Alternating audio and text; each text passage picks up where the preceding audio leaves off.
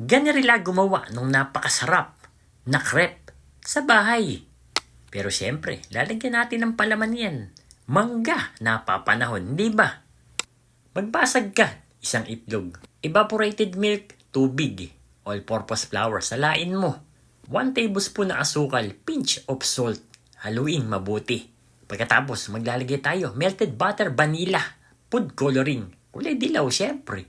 Salain mo uli para lang bubuo. Sa isang pan, maglagay ka ng 1/3 cup. Para pantay-pantay yung gagawin natin. Hindi mo na rin kailangan baligtarin yan. 1 cup ng chilled whipping cream. Teaspoon of vanilla gamit ang hand mixer.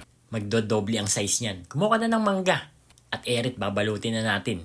Panoorin mo na lang. Hindi ko na isa-isahin. Kitang-kita mo naman. Napakasimple lang gawin. Ilalagay natin to sa freezer. Kahit 1 oras lang. Tapos i-ere na. Hiwain mo na. At meron